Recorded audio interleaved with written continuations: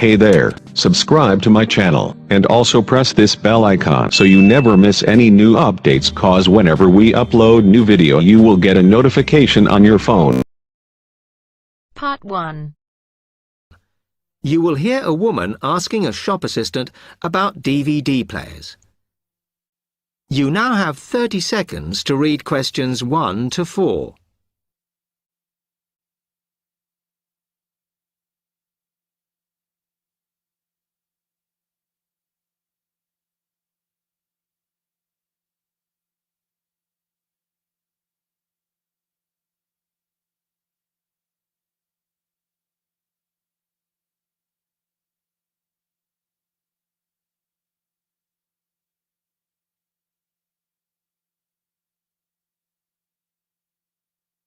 Hello, I'm interested in buying a DVD player. Can you help me, as I don't know very much about them? Of course. We sell quite a range. Actually, we're doing a customer survey at the moment, so I wonder if I could fill in this form about you, and that will actually help me to advise you on the best DVD player for you. Oh, okay. First of all, your occupation. Student. Okay. Then, have you already got a DVD player? No, I've never had one before. Uh-huh. And how much do you think you want to spend on a player? I'm not sure, really, but I have got a budget. My friend said I should allow about £100, but I can't afford over £85, so that's what I'm working on. Mm-hmm. And do you watch DVDs very often? Depends what you mean by often. I don't know what the norm is. Is it about 2 a week? I suppose I watch 3 a month. That's enough for me. Yes. What sort of films do you like watching then? Action movies? Not really. Oh. My boyfriend always insists we watch science fiction movies, but I prefer thrillers. Something to get your teeth into. Okay, just one more. Do you watch other DVDs? Ones that are not films, like music or something? Not much, because I don't want to spend the money on something I can watch on TV, but I occasionally rent out comedy programs, and I fight with my boyfriend over all the sports DVDs he watches. You now have 30 seconds to read questions 5 to 10.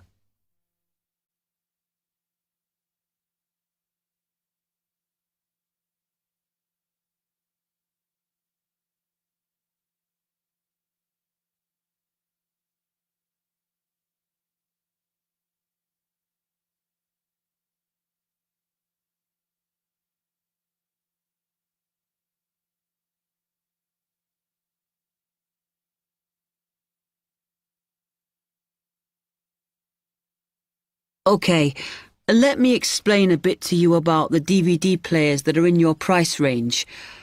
First, there's the DB30, which has only got basic features, but it is a bargain at £69. Now, all the DVDs come with an after-sales service that starts when the guarantee runs out. As it's so cheap, the DB30 comes with a limited after-sales service, as it only includes parts. You would have to pay for most of the repair. Seems okay. Then, a slight grade up from that is the XL643. This comes with an additional feature in that it has an extra button allowing you to record. That's quite useful. Oh, yes. That would mean spending less on DVDs to watch. Yes, so you'd make the extra money back on it that it costs. Let me see how much it is. Yes, that one's actually reduced at the moment from £79 to £71.99. Oh. I think it's worth the extra myself. And is that the same level of after-sales service as the other one? Well, you get a bit more for your money because what we're offering is a discount on labour. So you don't pay the full price if you have to call an engineer out. I see. Then the last one is this Tri-X24. It's a very good player, and you can use it to listen to your CDs as well as watch DVDs. It looks nice, but I bet it's expensive. No, it's not top of the range. Let's see. Yes, it's £94. But what you have to remember is that that includes insurance, so you don't have to pay extra for that. And it comes with a guarantee that's valid for 3 years, as opposed to the usual one. What do you think? Maybe.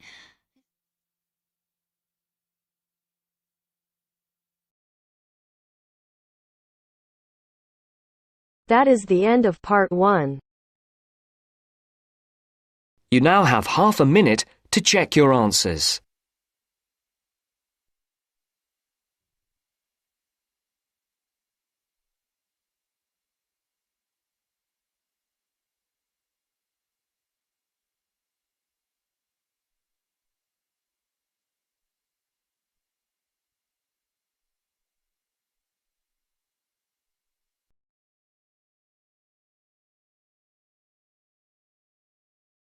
Now turns to part 2. Part 2. Everyone knows that we have achieved a huge amount in terms of space exploration. First, you have some time to look at questions 11 to 16.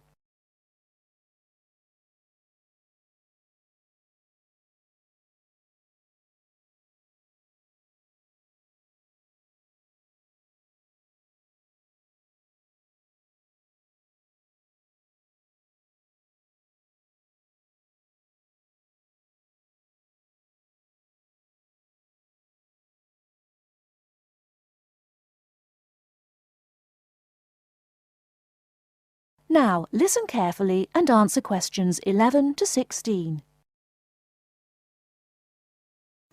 Everyone knows that we have achieved a huge amount in terms of space exploration. The space race between ourselves and Russia went on for nearly 20 years, but we were the first to land a man on the moon. At that time, the space race was very close, and the Russians very nearly got to the moon before us.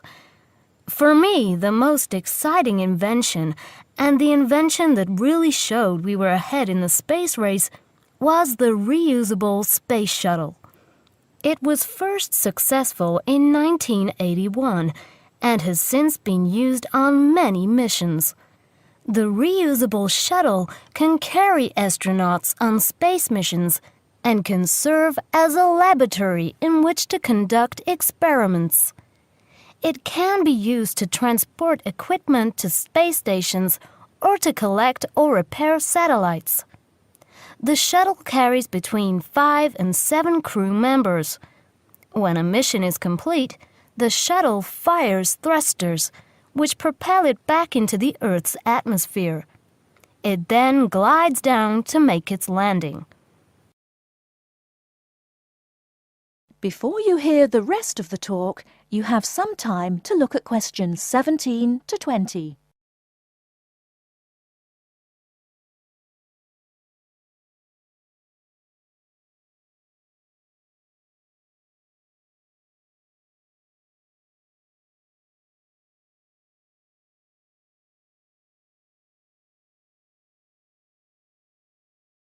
Now listen and answer questions 17 to 20. Although the remains of very early ovens have been found in many parts of the world, it was here that they were first used frequently in people's homes. In ancient Greece and in other parts of Europe and Turkey, people used ovens to bake bread. But it seems there was only one large oven that everyone shared. Here, the remains of villages from 5,000 years ago show that each mud brick house was constructed with an oven, and that baking bread and perhaps cooking meat was very common. The ovens were made of clay and shaped like a beehive. Inside they had shelves, so that a number of loaves could be cooked together, and an opening at the bottom from which ash could be removed. That is the end of part 2. You now have half a minute to check your answers.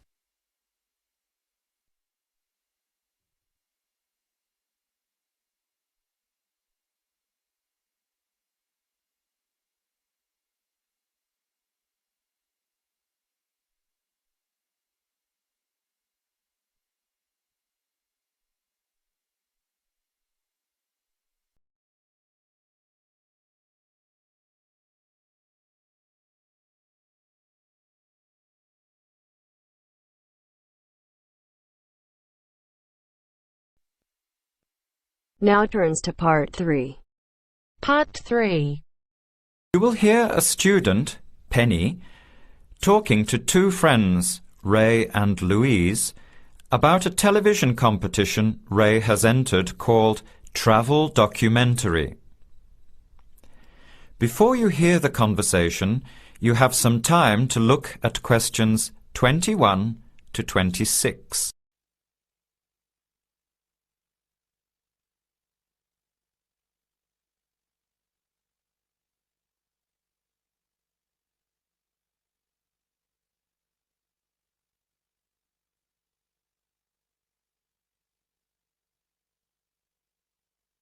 Now, listen carefully and answer questions 21 to 26. Hi, haven't seen you two in ages. What have you been up to? Hi, Penny. Ray is really excited. He's just been shortlisted for travel documentary. He could be off travelling around the world for 3 months. Travel documentary? What's that? You've never heard of it? Don't you watch TV? Well, actually, no, hardly ever. Especially since I've started working on my thesis. I don't have time to breathe, let alone watch TV. So what's this all about, Ray? Well, actually, it's a competition run by public TV. It involves my two great loves, travel and filmmaking. Is it that program where people are sent around the world making documentary videos? I have heard of it. Fantastic! So you've been chosen? Not yet. I'm one of 34 selected for an interview next week, so I've made it through the first cut. Yeah, there were over 200 applicants from around the country. Pretty amazing, hey? Well, I've been lucky so far. What's the next stage? 13 are chosen from the interview to do a 4-week training course in documentary filmmaking. Then, the 8 finalists get sent off with a video camera to travel around the world. Sounds incredible. What's the catch? The catch is that every 2 weeks you have to send in a 10-minute video from a different part of the world. It's broadcast on TV along with the work of 3 of the other competitors and judged by a panel of experts and the TV audience. So you're under a lot of pressure. Wow, I guess so. You mean you're on television every 2 weeks? Yep, that's right. But first I have to be selected. Do you have to have any filmmaking experience to apply? Some background in photography or video making helps, but you're not supposed to be an expert. In fact, you can't apply if you've already worked in filmmaking. We all get the same 4-week course, so we start with the same skills. Can you go anywhere in the world you want? Each competitor makes up his or her own travel plans and has to get them approved. Before the conversation continues, you have some time to look at questions 27 to 30.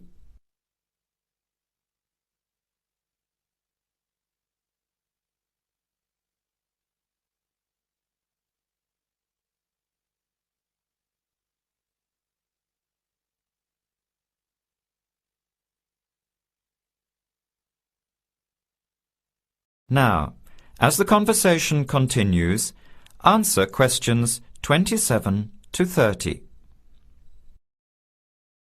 Have you talked with anyone else who has done it? As a matter of fact, just last week, I met Sarah Price, a girl from here who did it last year. What did she have to say about it?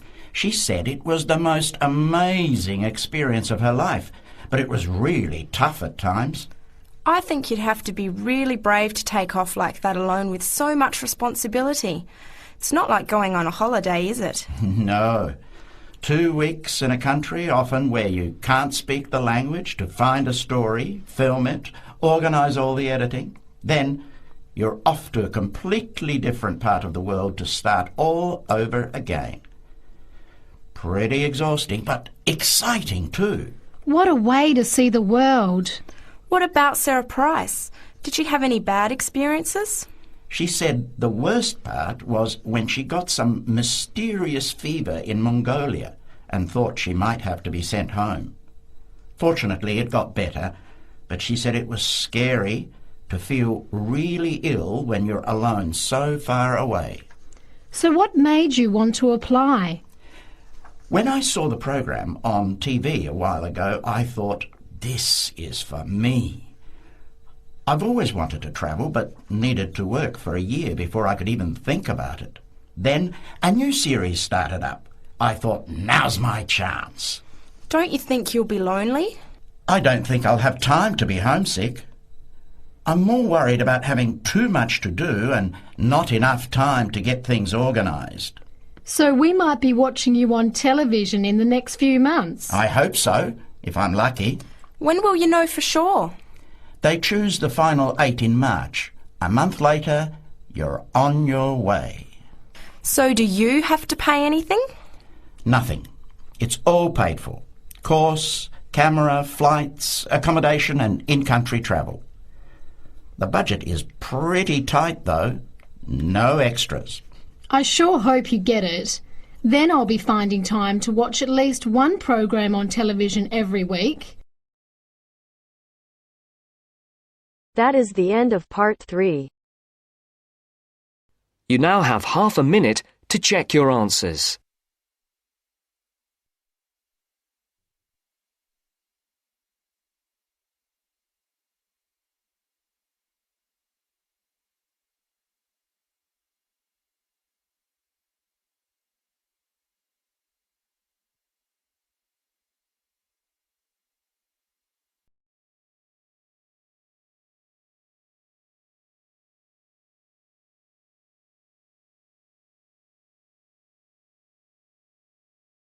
Now turns to part 4.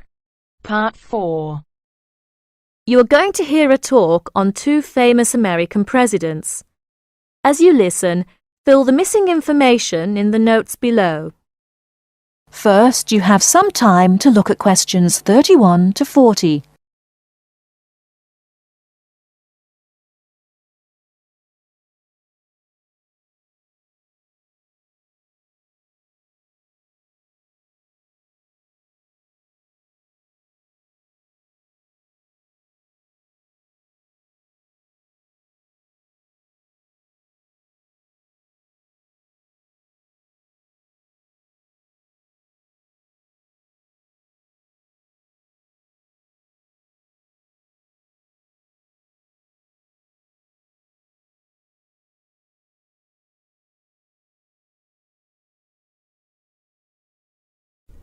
Now listen carefully and answer questions 31 to 40. John F. Kennedy and Abraham Lincoln lived in different times and had very different family and educational backgrounds. Kennedy lived in the 20th century, while Lincoln lived in the 19th century. Kennedy was born in 1917, whereas Lincoln was born more than 100 years earlier, in 1809. As for their family backgrounds, Kennedy came from a rich family, but Lincoln's family was not wealthy. Because Kennedy came from a wealthy family, he was able to attend expensive private schools. He graduated from Harvard University. Lincoln, on the other hand, had only 1 year of formal schooling. In spite of his lack of normal schooling, he became a well-known lawyer. He taught himself law by reading law books. Lincoln was, in other words, a self-educated man.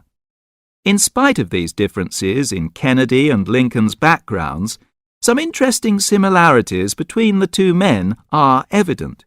In fact, many books have been written about the strange coincidences in the lives of these 2 men. For example, take their political careers. Lincoln began his political career as a U.S. congressman. Similarly, Kennedy also began his political career as a congressman. Lincoln was elected to the U.S. House of Representatives in 1847. Kennedy was elected to the House in 1947. They went to the Congress just 100 years apart.